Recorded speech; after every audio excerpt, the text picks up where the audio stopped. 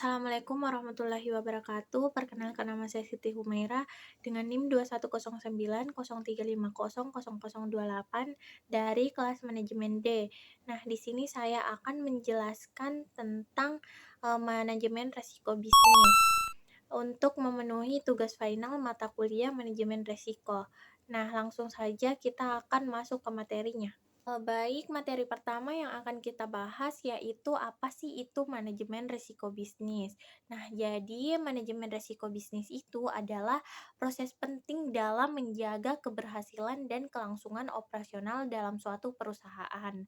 Nah, dalam lingkungan bisnis yang kompleks dan berubah-ubah, risiko itu dapat muncul dari berbagai sumber, seperti risiko keuangan, operasional, reputasi, hukum, dan lingkungan. Nah, oleh karena itu, perusahaan harus memiliki pendekatan sistematis dan terstruktur untuk mengidentifikasi, mengevaluasi, dan mengelola risiko-risiko ini. Selanjutnya, materi kedua adalah langkah-langkah dalam manajemen resiko bisnis. Nah, langkah-langkah dalam manajemen resiko bisnis ini yang pertama adalah identifikasi resiko. Nah, di dalam identifikasi resiko ini, kita harus mengidentifikasi resiko-resiko yang mungkin mempengaruhi suatu perusahaan ini.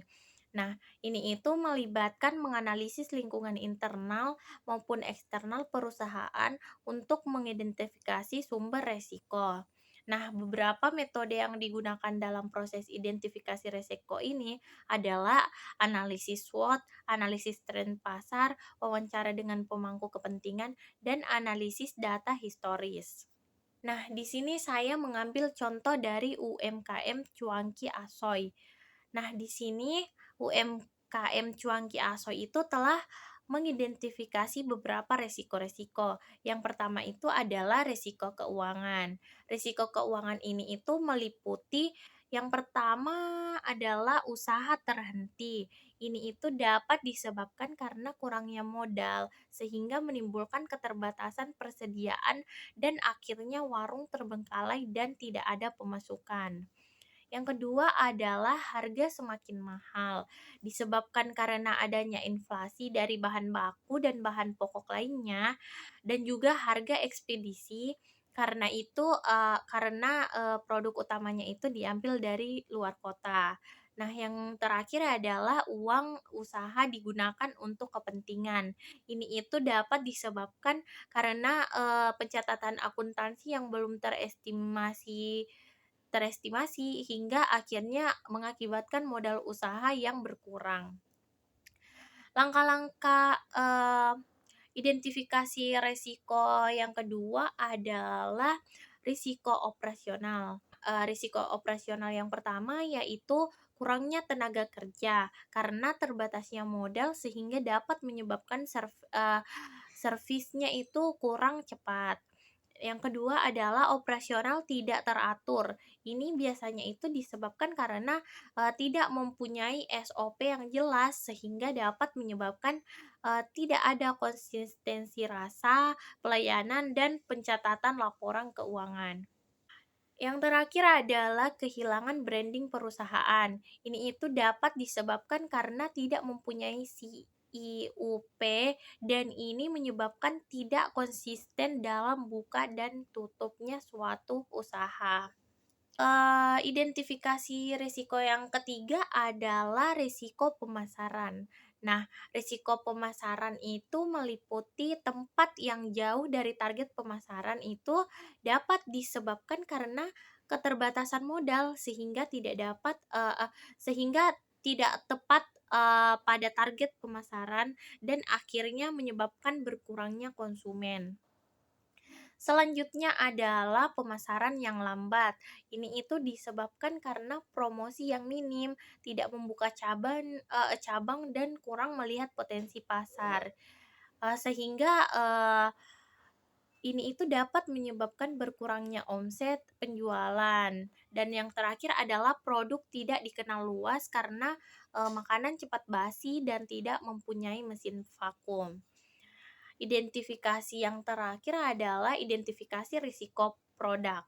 Nah, risiko produk merupakan, risiko yang menyatu dengan risiko operasional, namun perbedaannya pada output produk atau barang jadi yang telah dihasilkan oleh suatu perusahaan, yang memiliki hubungan erat langsung, dengan konsumen atau customer. Tentunya dalam sebuah bisnis, dari sektor apapun pasti memiliki sebuah risiko yang perlu diantisipasi dan dapat diminimalisir supaya risiko tersebut tidak menjadi sebuah weaknesses point bagi, suatu perusahaan.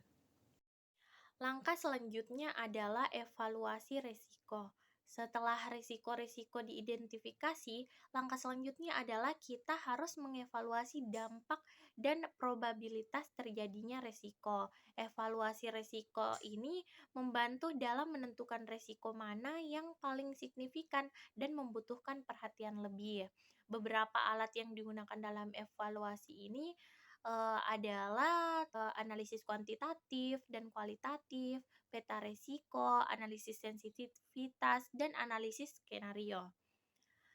Langkah selanjutnya adalah pengembangan strategi pengelolaan risiko. Setelah risiko dievaluasi, maka perusahaan perlu mengembangkan strategi pengelolaan risiko yang sesuai.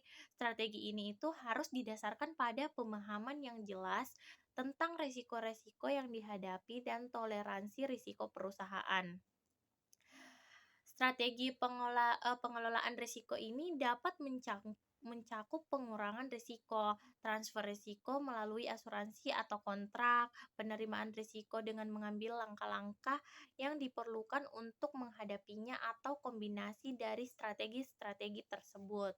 Langkah yang terakhir adalah implementasi tindakan pengelolaan risiko. Setelah strategi pengelolaan risiko ini ditentukan, maka langkah selanjutnya adalah mengimplementasikan tindakan pengelolaan risiko yang telah direncanakan.